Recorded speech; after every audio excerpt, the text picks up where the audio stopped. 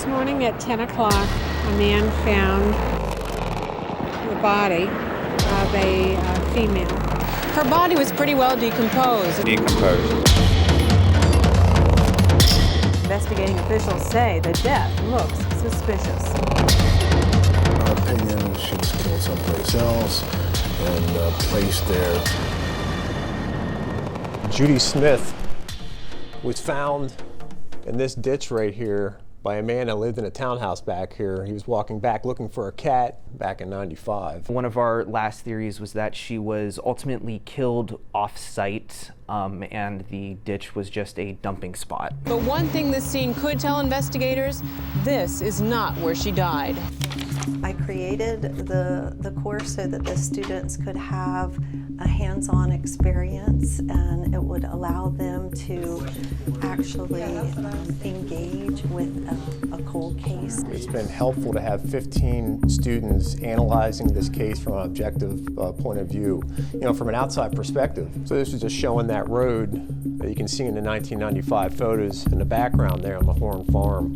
Authorities found the body here, about 50 feet from the eastbound lanes of Route 30 in Pelham Township, York County. We have to retrace our steps and try to recalibrate our minds. You can see the fence. So something that detectives back then were trying to determine is if this was the original fence.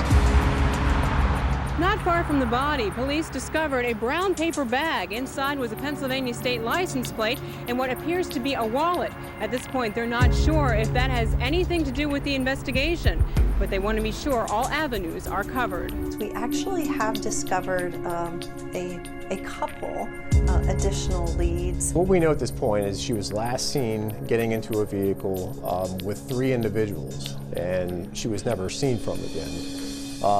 So we don't know what happened between that period and when she was found. One of our current running theories is that she was potentially assaulted in one of the homes, woke up, ran through the brush area, hopped the fence, and where her killer found her again and completed the act.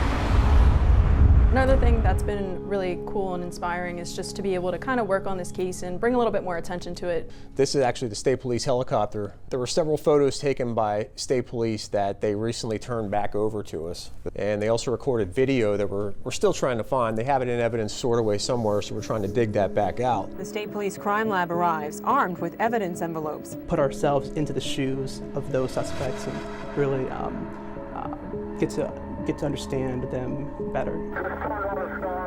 Frustrating thoughts for detectives. Many nights I've woken up in the middle of the night and laid there for several hours in bed thinking, what am I doing right? What am I doing wrong?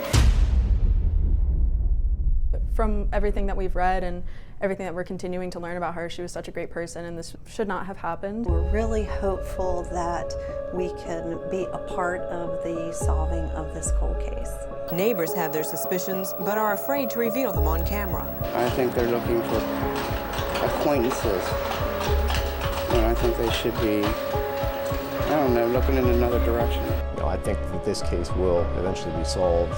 Judy Smith, her daughter, and her family all deserve for this to be solved. We've been trying to handle this case with due diligence and with respect. It would be just great to kind of, again, find this conclusion and bring justice for her and her family.